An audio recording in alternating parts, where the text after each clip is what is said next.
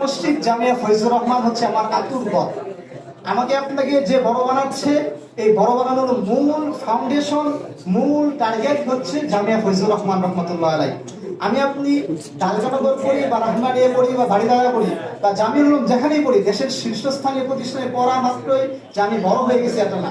হ্যাঁ, আমাকে বড় করার পিছনে কোন প্রতিষ্ঠান, কোন উস্তাদ আমাকে মেহনত করেছে এটা দেখার বিষয়।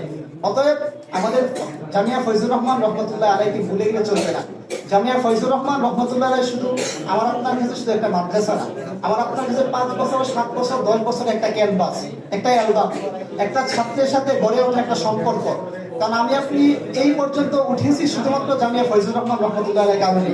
জামিয়া ফয়জুর রহমান রহমতুল্লাহ আলাই আমাকে, আপনাকে, আমাদের সকলকে ওই সবক দিয়েছেন, শিক্ষা দিয়েছেন, বিদায় আজ আমরা বড় বড় জামিয়ার মধ্যে আমরা শীর্ষস্থানীয় থাকতে পারি। সেটা আমাদের সম্মুখে সংক্ষিপ্ত মতামত পেশ করছে ভাই মোহাম্মদ সামজিদ বিন মাসউদ।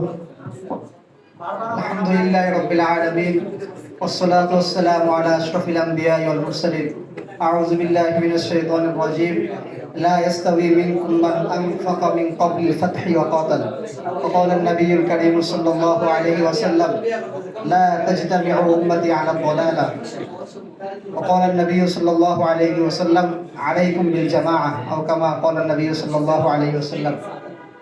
আলহামদুলিল্লাহ, আল্লাহ পাক রব্বুল আলামিনের দরবারে লাখ কোটি শুকর যে আল্লাহ রব্বুল আলামিন আমাদেরকে এরকম একটা বরকতি মজলিসে বসার জন্য আল্লাহ রব্বুল আলামিন আমাদেরকে সবাইকে কবুল করেছেন। সেজন্য মালিক আল্লাহ রব্বুল আলামিনের দরবারে কালিমাতুশ শুকর হাদিয়া পেশ করে আলহামদুলিল্লাহ।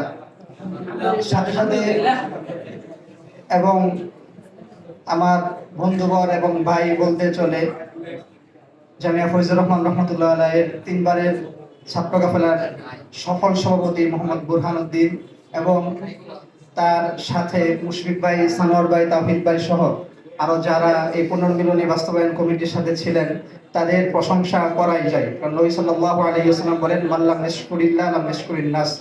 যে ব্যক্তি মানুষের প্রশংসা করে না, কেমন যেন সে আল্লাহ রাব্বুল আলামিনের প্রশংসা করলো না। তো সেই হিসাবে এই পুনর্মিলন অনুষ্ঠান বাস্তবায়ন করার জন্য অবশ্যই তাদের যে কষ্ট, পরিশ্রম, মেহনত, এটা অবশ্যই আমাদের বলা দরকার এবং এটা আমরা যারা আসছি তাদের অবশ্যই জানা দরকার। তো সেই হিসাবে আমাদের পূর্বের বক্তা বলেছেন যে আমাদের একতাবদ্ধ থাকা উচিত। নবী আলাইহিস সালাতু ওয়াস সালাম এটাই বলেছেন, আলাইকুম বিল জামাআহ, তোমরা সর্বদা একটা জামাতের সাথে লেগে থাকো। আপনারা লক্ষ্য করে দেখবেন, নবী আলাইহিস সালাতু ওয়াস সালাম যখন মক্কা থেকে মদিনায় হিজরত করে গিয়েছিলেন, তখন মদিনার মধ্যে নবী আলাইহিস সালাতু ওয়াস সালাম 2টা দলকে পেয়েছিলেন, যে 2টা দল সারাক্ষণ তারা নানান ফিতনা ফাসাদের মধ্যে তারা সর্বদা লিপ্ত থাকতো। আউস এবং খাজরাজ গোত্রের মধ্যে নবী আলাইহিস সালাতু ওয়াস সালাম যখন গিয়েছিলেন, তখন আউস এবং খাজরাজ গোত্রের লোকদেরকে বলেছিলেন, তোমরা সকলে প্রথমে যে একতাবদ্ধ থাকার সবক নবী আলাইহিস সালাতু ওয়াস সালাম তাদেরকে দিয়েছিলেন।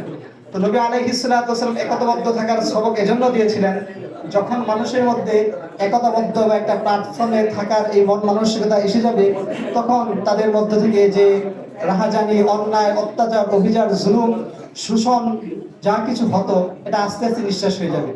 এজন্য নবী আলাইহিস সালাতু ওয়াস সালাম বারবার সকল গোত্রকে এবং স্ব জাতিকে, প্রত্যেক নবী এই কথার উপর দাওয়াত দিয়ে গিয়েছিলেন। আর আমি আপনাদের সামনে যে আয়াতে কারিমা তেলাওয়াত করেছি, নবী আলাইহিস সালাতু ওয়াস সালাম, আল্লাহ রাব্বুল আলামিন এই আয়াতের মধ্যে বলেছেন, যারা কবলে ফাতহে মক্কা, যারা মক্কা বিজয়ের পূর্বে এবং মক্কা বিজয়ের পর যারা ইসলাম ধর্ম গ্রহণ করেছেন, তাদের মর্যাদা কিন্তু কোনো সমান নয়। যারা মক্কা বিজয়ের আগে আল্লাহ রাসূল সাল্লাল্লাহু আলাইহি ওয়াসাল্লামের হাতে ইসলাম দীক্ষিত হয়েছেন, তাদের দান, সদকা এবং তাদের ইসলাম ধর্ম, এবং যারা মক্কা বিজয়ের পরে যারা ইসলাম ধর্মে দীক্ষিত হয়েছেন, তারা কিন্তু সমান না। কারণ কুরআন বলে, লা ইস্তাবি মিনকুম মান আনফাকা মিন ক্বাবলিল ফাতহি ওয়া কাতাল। 2টা ব্যতিক্রম। অর্থাৎ আমরা যারা এই অনুষ্ঠান এই প্রথম দিক দিয়ে শুরু করেছি, হয়তো আমরা সংখ্যার দিক দিয়ে খুব কম, এই কম সংখ্যক এই প্রাথমিকভাবে যে আমরা কষ্টটা করেছি, ইনশাল্লাহ আমাদের যে আশা এবং আপনাদের এই আশার দ্বারা আমরা যে আশান্বিত হচ্ছি, এটা দ্বারা বোঝা যায় যে ইনশাল্লাহ আগামীতে আমরা এখন হই না 40 বা 50। কারণ কুরআন বলে, কাম মিন ফিআতিন কলিলা গলাবাত বিয়াদিন কাসীরাতান বিইজনিল্লাহ।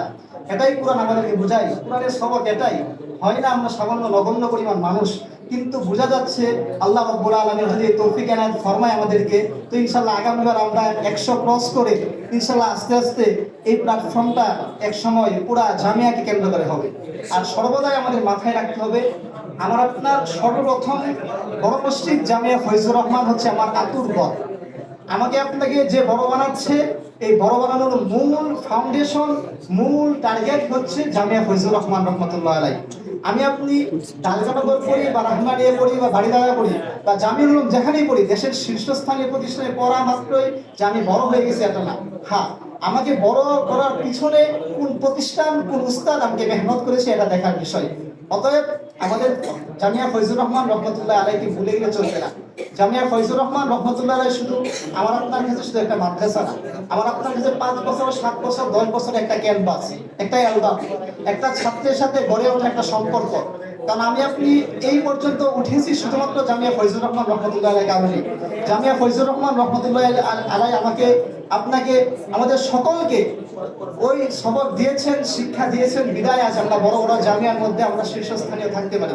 সেই জন্য যে সকল ছাত্র ভাই আমরা আসছি, আমরা সকলে এটা মাথায় রাখবো যে নবী আলাইহিস সালাতু ওয়াস সালাম বারবার বলেছেন যে যদি তোমরা একতাবদ্ধ থাকো, এক হাদিস নবী বলে ইন্নাশ শাইতানা যিকুল ইনসান, নিশ্চয়ই মানুষের জন্য শয়তান হচ্ছে নেকড়ের মতো। অর্থাৎ যখন কোনো একটা ছাগলের পাল থেকে ছাগলটা আলাদা হয়ে যায়, ওই ছাগলটাকে বাঘ যেমনি খাওয়ার আশঙ্কা হয়, নবী আলাইহিস সালাতু ওয়াস সালাম বলতেছেন তোমরা যখন জামাত থেকে পৃথক হয়ে যাও, তখন তোমাদেরকে আগ্রাসনী শক্তি, কোনো বাতিল শক্তি, তুমি যত বড়ই তুমি আলেম হও না কেন, যত দীক্ষিত শক্তি তুমি ধারণ করো না কেন, তুমি পথভ্রষ্ট হওয়ার আশঙ্কা থাকবে। সেই জন্য আমাদের উচিত এরকম একটা প্ল্যাটফর্মে একতাবদ্ধ থাকা। এজন্য আমাদের সকলের উচিত যেন আমরা একতাবদ্ধ প্ল্যাটফর্মে থাকি এবং এটার জন্য যারা মেহনত কষ্ট করেছেন এবং সার্বিকভাবে আগামীতে যেন কিভাবে সুন্দর হয় সেই চিন্তা চেতনা এবং সুন্দর পরামর্শ দিয়ে আমরা সবাই থাকার চেষ্টা করব। আল্লাহ রাব্বুল আলামিন যে কথাগুলো বললাম ওই কথাগুলো বলে আমাদের সকলকে আমল করা তৌফিক দান করুন। আমিন ওয়া আখিরু দাওয়ানা আলহামদুলিল্লাহি রাব্বিল আলামিন। আসসালামু আলাইকুম ওয়া রাহমাতুল্লাহ। মাশাআল্লাহ।